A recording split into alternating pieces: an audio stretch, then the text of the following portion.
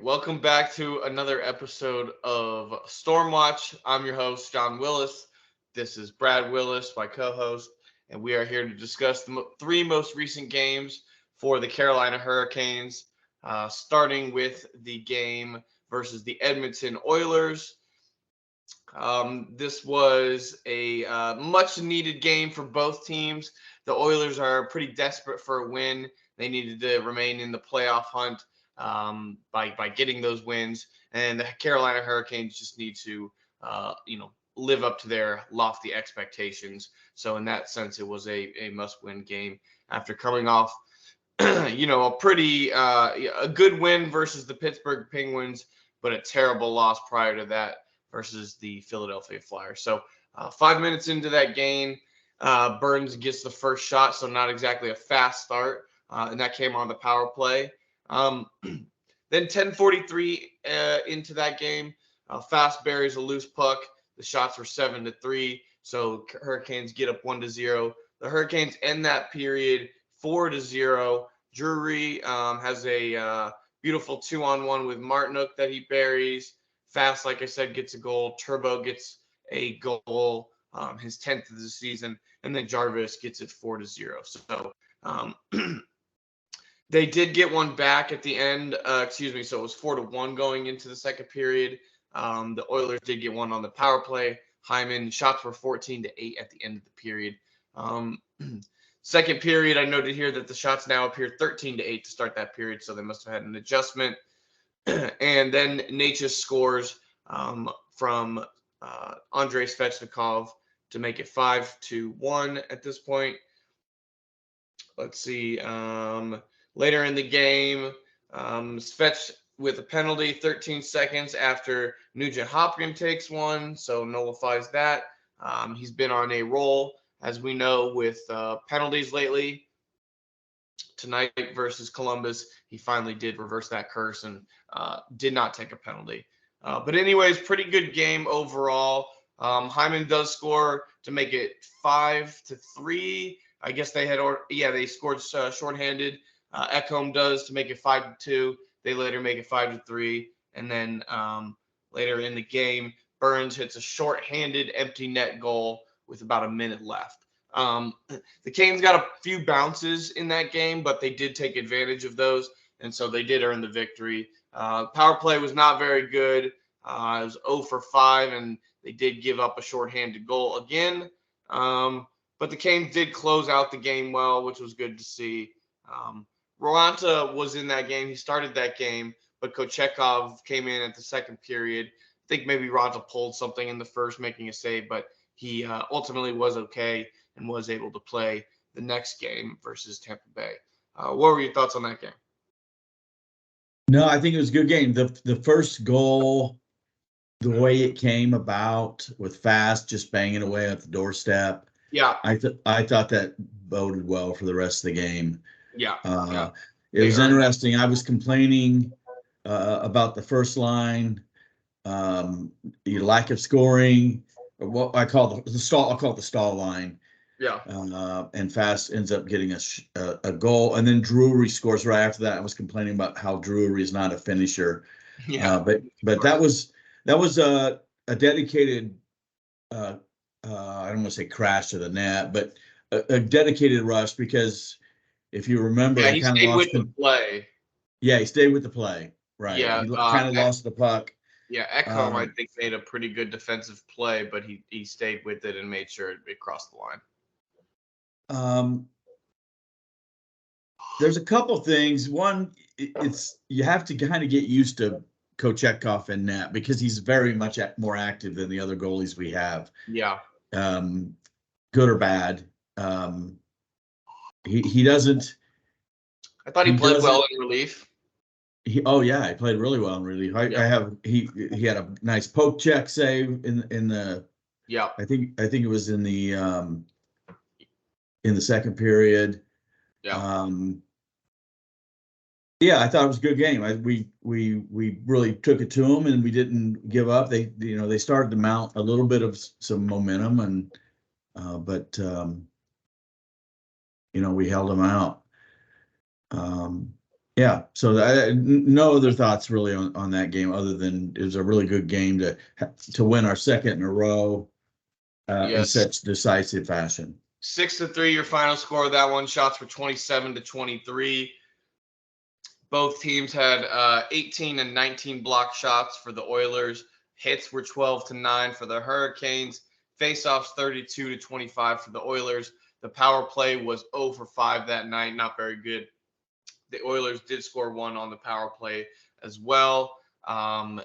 So, yeah, good game. Drury with his first of the season. Fast with his second of the season. Turbo with his 10th. Jarvis with his 8th. Natchez had his 6th. And then Brent Burns with the empty net goal. Did happen to count as a shorthanded goal, but, yeah, empty net goal there. So, good game. And then moving on to the next game, which after building 2 wins in a row versus Pittsburgh Penguins and the Edmonton Oilers back-to-back, and after a frustrating loss week prior versus the Philadelphia Flyers, where you hope to see some of that momentum roll over after a few wins, just a terrible loss here versus the Tampa Bay Lightning, losing to a score of 8-2 with just an absolutely horrendous, at least from statistical perspective, goaltending performance by Antti Raanta. 8-2. Not one of those was an empty net goal. Yeah, there were more goals than shots saved. Yes, he saved 6 and he let in 8. So his save percentage was like 0.45 or something like that. So just recapping these games, I had forgotten that Raanta left in the first period. I'm just wondering whether there's something lingering that caused him so much angst against the Tampa Bay Lightning. So here's what I'll say about Raanta in that game. Yes, there's a couple opportunities where you hope he maybe makes the next save. You put any other goalie in that game, and they're still going to give up 6 out of those 8 goals. You think it was that tough? Yeah. Yeah, I mean, he doesn't see a real shot on net until the second period. And I'm not trying to make excuses for Antti Raanta. He did not play well in that game. There's no question about that. But I don't think it was necessarily it by no means was it his fault that we lost that game, okay? We did outplay them, but they just took advantage of their opportunities. And the stupid penalties that we continue to take really hurt us ultimately in this game, right? Yeah. You know, the final score was 8-2. But by the end of the second period, they had scored 3 goals, and we had bounced back with 2 of our own. That being said, to give up 3, and at the end of that second period, they still only had 7 shots on net in total, and they had 3 goals. I mean, you could, you know, I just don't understand how you're going to win that game, right? They tried to build momentum back. They had all the momentum in the first, right? They didn't score. Right. They as far as I know, no, Nason did score. That's right. Nason did score at the end of the first, right? So it was 1-0, and then bing, bang, boom, they get 3 power play goals off of a penalty by Svechnikov in the offensive zone, a penalty by Kokoniemi in the offensive zone, or right at the blue line, and then another one by Bunting off the ensuing faceoff off of the goal, power play goal on the Kokoniemi penalty. So just a cacophony of errors right there that led to them being up 3-1. We do answer again. Bunting kind of makes up for his error with a power play goal of his own. That being said, you know, this is a game that kind of really, really drives home the point about we need our best players to be better, right? The shots in this game, let me try to pull it up here we go, shots. The shots were 8-1 Carolina in the first period. And their one shot came from the red line, okay? It was not even a real shot. It was more of a dump in, okay? Then 12-6 in the second period. So we're clearly outworking them, right?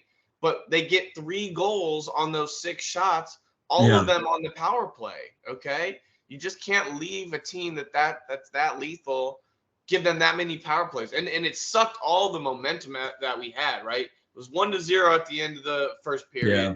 Then it was 3-1 10 minutes into the second period. Game's halfway over, and you're down by 2. So you're basically trying to mentally reset halfway through the game and come back with a 2-goal deficit. So very tough. Bunting does stay with it, and then they get one, and then in the third period it just collapses. He gives up 5 goals on 7 shots. Just absolutely crazy. Just absolutely crazy. So let's see. We've got Brandon Hagel scores in the third period, Luke Glendening, Braden Point, Nikita Kucherov, and Braden Point again. So Point finishes his hat trick off. Kucherov has his second goal of the game. He has an assist, a goal, and he had 2 assists. No, excuse me, 3 assists and 2 goals. Nikita Kucherov against us, and it just shows the gap in star players that we have. They have 3 guys who are going to get you something out of that game. Stamkos, Kucherov, or Point. One of those 3, more than likely. I mean, I don't know the exact stats on it, but I would imagine 80% of their games, one of those guys scores. What's the same stats for Aho, Natchez, Svechnikov? It's not even close to that. Mm-hmm. Their star players took their few opportunities that they had and beat us. We need, 3 times that amount to get 2 goals from our fourth line, arguably, Stefan Nason and Michael Bunting. So just a very, very frustrating game. Yes, Ronta was bad. Ronta was not the reason we lost that game. No, I would agree. The big players need to be big players. I don't want to keep mentioning it over and over. And over. So here's kind of something to think about. The Canes, year in and year out, are not a high-scoring team. They don't have, like you point out, rightfully so, they don't have individual superstars. As far as I can remember, I think of only 2 Canes since I started following the team have scored 40 goals in a season, and that's Jeff O'Neill and Stahl. Yeah, Jeff O'Neill and Eric Stahl. Yeah. And that's over 20. That's more than a 20-year period. Much more than a 20-year period. Yeah, I mean, that's 40 goals is a lot. But here's the food for thought part of this. Since that's the way they are, they were never going to win that game by outscoring the Bolts. I mean, obviously you outscore. What I'm saying is you're going to win that game by playing your brand of hockey, keeping them away from easy shots, staying out of the penalty box. Yeah. You have that many power plays. Stamkos is going to hit it one time. You're down by 2 going into the third period. It's a tough situation, but then you give up 5 goals in the third period, and you only have 4 shots. So if you're only taking 4 shots, you're not even going to offset the amount of goals scored by the other team in that's that true.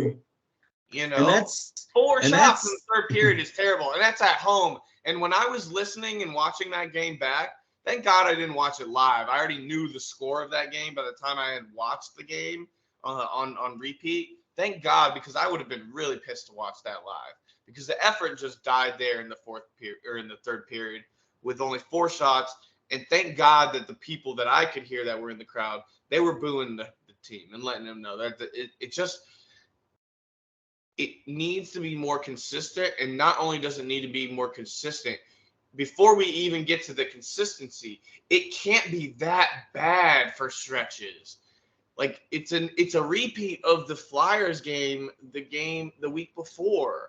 We have 2 good wins in a row, Pittsburgh, Oilers, 2 decent teams that are, trying to make the playoffs themselves.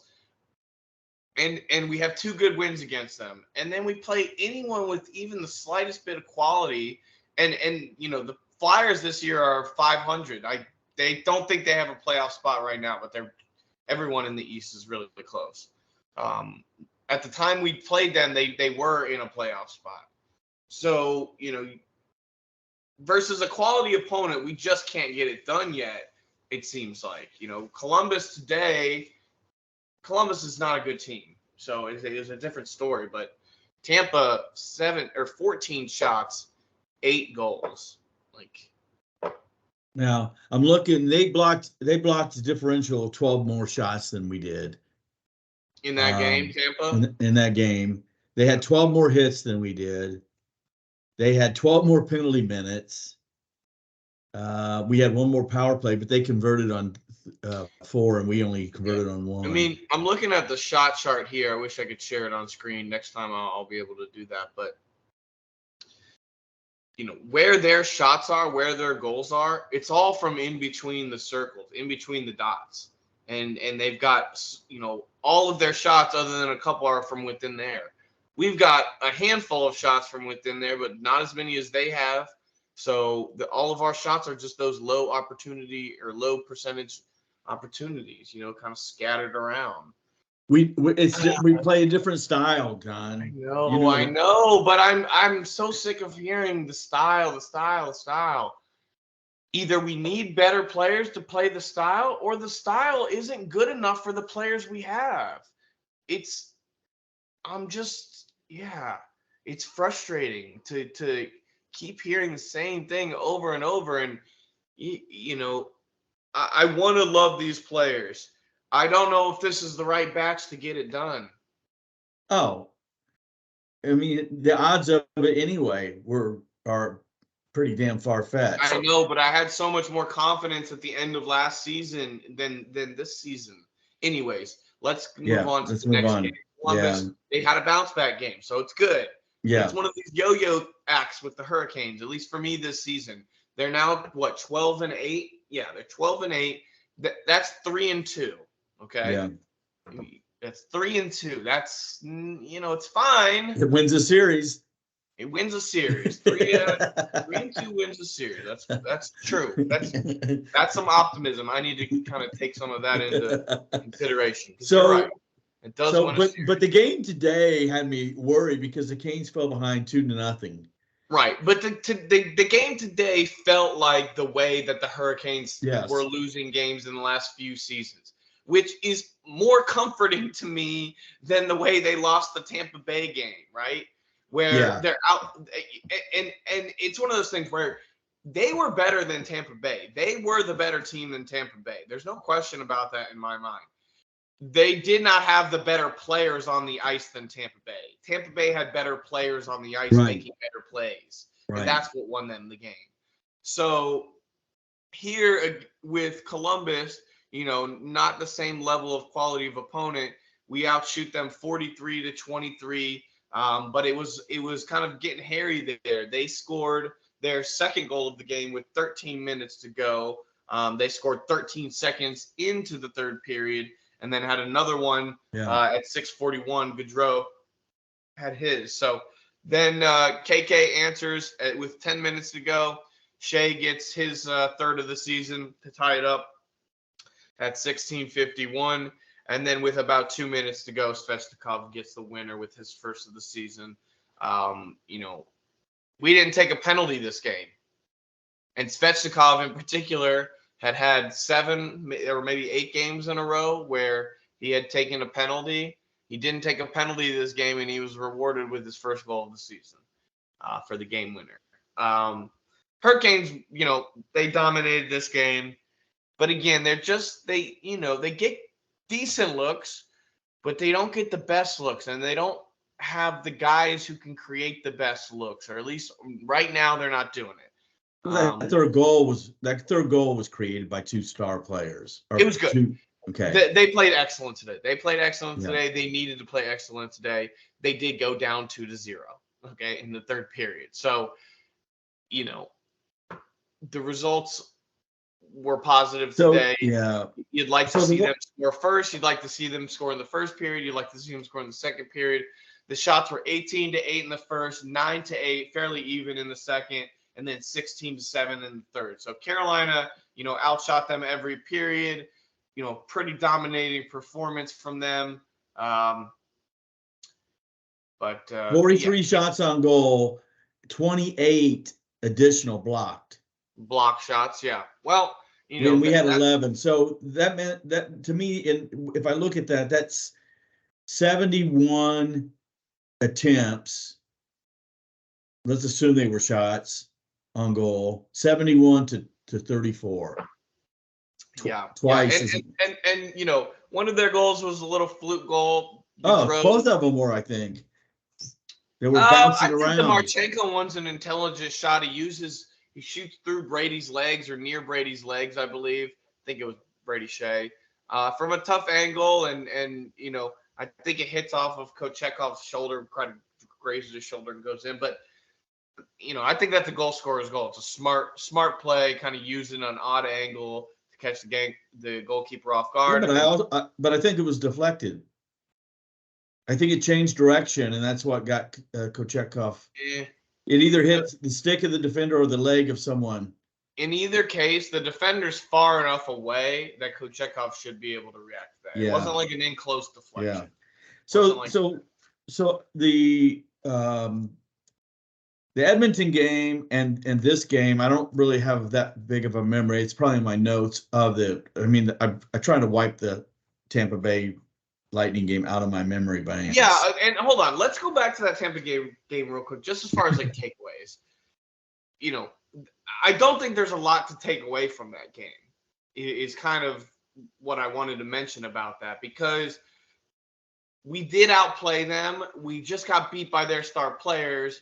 But the lesson that we got to take is we got to take less penalties, obviously. And then we got to recognize when their star players are, you know, taking over the game, because they really did there. Sorry, I guess that's really all I wanted to mention about that. But you do try to, when you said flush that game, you know, I wanted to bring that up because that is what you got to do. The team, other than the third period, like I said, we fucking gave up in the third period. But who was it? Who was on the Kucherov? Was it Stahl's line on Kucherov's line? I don't know. I mean, most of their points were on the power play. So that's the problem, right? Yeah, I mean,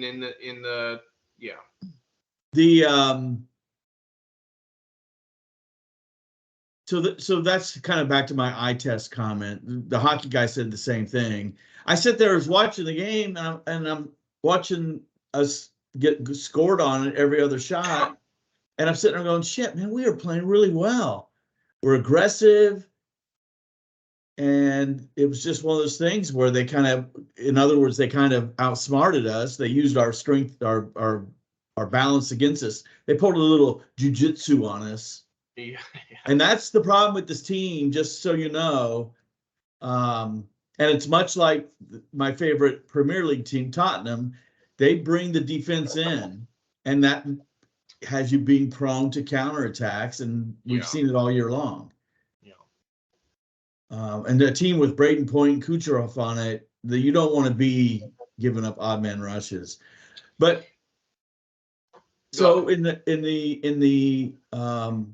Edmonton game and in the game today, and it was growing in my head. Seth Jarvis is one cerebral player. Yeah. And he's energetic. I mean, it's twice now he's made a rush running parallel to the blue line to take a pass and get an odd man rush. Yeah. Are you referring to in the Tampa game or in the game today? In the game today. He did it against Edmonton, he was too. One of the best players, if not the best player today. He was constantly making the right choice with the puck. I will say one thing about the Tampa Bay game. Orlov was noticeably good. Yeah, he was better too, and I made it. That's in my notes as well. Yeah. I just wanted to at least. He's growing on me as well. There is a positive takeaway from that Tampa Bay game, and in my mind, it was that he did have a good game. So, moving on to this game, yes, I agree with you. Jarvis did have a really good game. He had at least 2 assists. He had the assists on the game winner. No, excuse me. I guess he assists on the game winner and the game tying goal. So, good game out of Jarvis. Yeah. Aho had a point tonight. But again, Aho, he's leading the team in points. He's got 1 point per game. 16 games played. He's got 16 points. 82 points is a good season. It just feels like he's very unnoticeable for lots of shifts. And, if you're going to be known as a top guy in this league, I need to notice him more. How many times, even in a win like today, was the puck on his stick and he's looking maybe over his shoulder to make an offensive play, and as he's doing that, the puck just kind of rolls off his blade and Columbus guy scoops it up. Okay? Yeah. He's the best player on our team. He just has to be better. Stefan Nason and Michael Bunting and Jack Drury, that cannot be your best line against Tampa Bay. They were by far the best line against that Tampa Bay team. And even in this game early, they were at least the most impactful line. Eventually Turbo and KK and Natchez had a couple good shifts, as well as the Stahl line. But the Aho line is struggling, and I don't know if it's Aho might be the root source of it. It just doesn't seem as impactful as it should.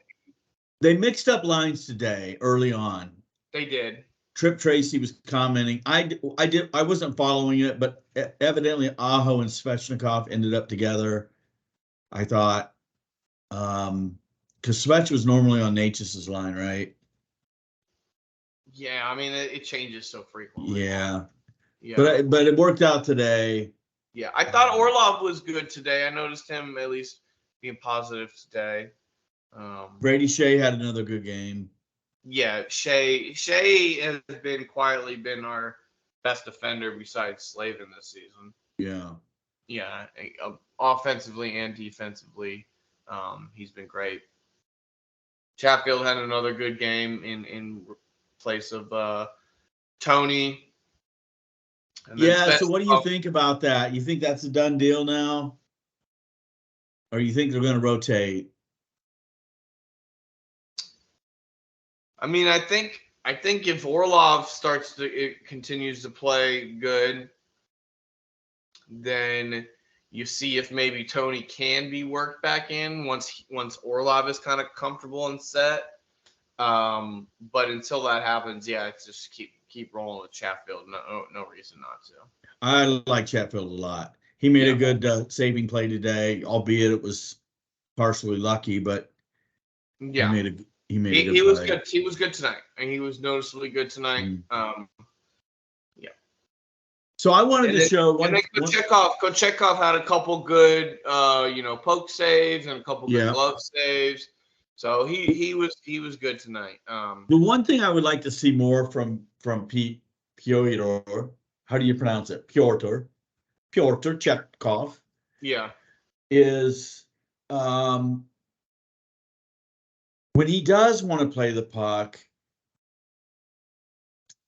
be patient with that movement of the because normally he's just sending it around the glass. Yeah. And you don't have to do that. Freddie Anderson does a good job of just picking up the guy coming back, just a little punch pass. And I think we've seen it before where he if that puck gets stopped from exiting, all our guys have got to turn around and come back. Or at least three of them do. Yeah. And that happens. And that's because he's kind of one-dimensional when he's trying to get the puck out. He just takes his time, flips it along the glass. I think it'll get better once his English gets better and he gets a better understanding of what the guys want him to do specifically with the puck. Yeah. Because there are a handful of options for him. But it was a good game. How many? What was his save percentage? Certainly improved it his season. Yeah, he had 2 goals let in on 23 shots, so 21 divided by 23. .913 save percentage. So yeah, just over that. That's a boost for sure. So let's try to look at the stats. I wanted to share some stats. All right, go ahead. Before we break apart here for the week. Let's see.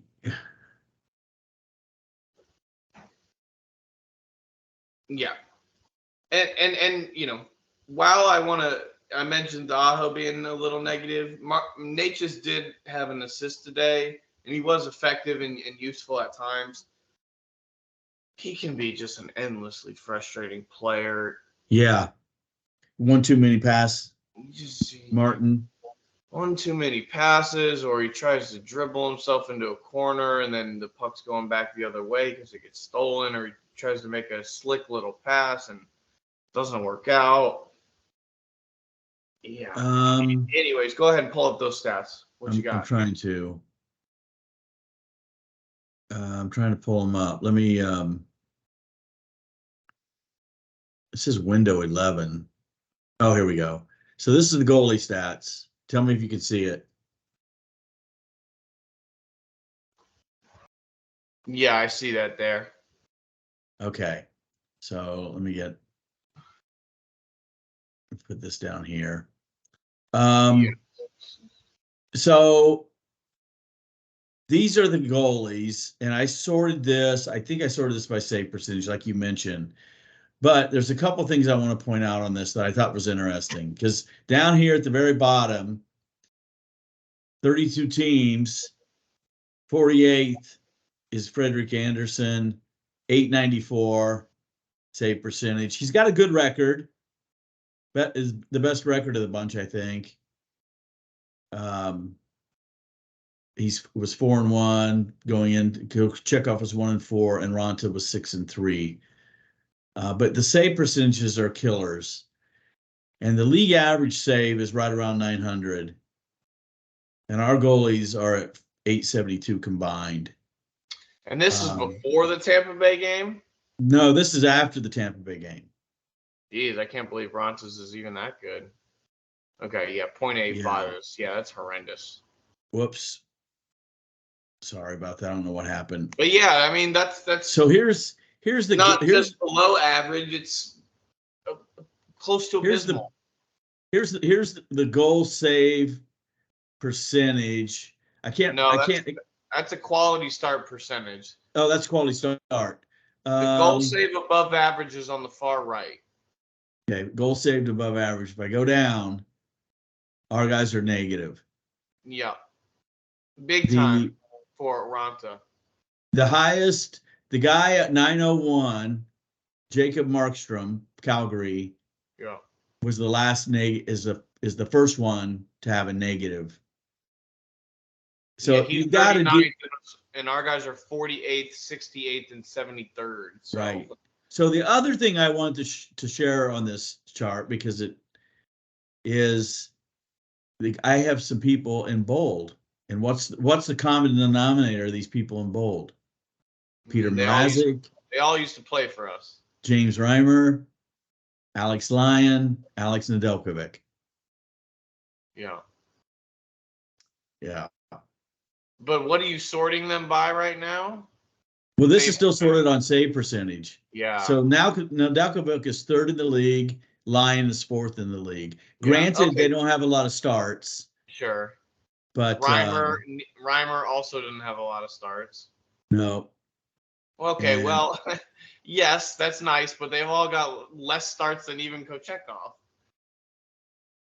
I understand, but what I'm trying to say, except for Mrazek. Mrazek's the only one that's got a lot of starts, and he's also the one that's lowest on the list. So yes, our goaltending is bad. Yes, it needs to be better. Do I think going out and getting a new goaltender isn't the answer by any means? No. Yeah, see, I don't think there's a market for anyone that's marginally better at a respectable price. I just think your hands are tied when it comes to goaltending. We got to play better as a team. The guys who score goals need to score more goals. Yeah. Svechnikov, it can't be this late into a season with only his first goal of the season. It's a lot. It's a lot of games for not a lot of goals. Yeah, my camera is frozen for some reason. So, all right. Well, I see that your camera's frozen. Let's go ahead and wrap it up. I wanted to go ahead and end with grades for the week. Let's go ahead and do a grade of the week. I Okay. think on the week, you know, the Hurricanes outplayed each team every game. They outshot every team every game. They did not play very well on the Tampa Bay game, but they won. They played well enough to win the other two games. So with that being said, I would give them a B minus on the week. B minus on the week, only because of how dreadful that defeat in Tampa Bay was. So yeah, B minus. Well, that's better than I thought you would give them. I'd probably give them the same B minus, Okay. C plus. Now on the season, what are you going to grade them? Hockey Guy did this, and I was shouting out my response. It's Okay, well, I'm giving them a C or a C plus, maybe. Yeah, I was going to give them a C minus. C minus, yeah. See, that's Yeah. All right. Yeah. Well, that's because they had high expectations. They're not living up to them. Let's see if they can stop doing this kind of ebb and flow thing that they've been doing, these peaks and valleys, and let's see 3 wins in a row. Like, I'd like to see that again. We had that once earlier in the season. Let's get 3. Let's get a 4th. Let's get crazy with it. And start seeing this team become the team that maybe will have a chance at coming back and winning this division. I think that's already out of reach, but anything is possible. Still early enough. If we can start clicking as a unit and getting those top guys to be top guys and getting just slightly better goaltending, and getting the defense to just further gel together, which I think we have seen some improvement in, then I think, we can become a good team. Last week I asked the question, are we a good team? My answer was, not really. But I think we can get there with the pieces of that we have. So on that, any closing thoughts? No, I'm just encouraged by the fact that Svetch scored his first goal. I think that's going to have a big impact. Very encouraging. His first goal and his first time staying out of the box in the past 8 games. So encouraging note. And on that note, we will go ahead and sign off. Thank you for listening to StormWatch, and stay tuned. We will love to see you next time. Bye. Woohoo!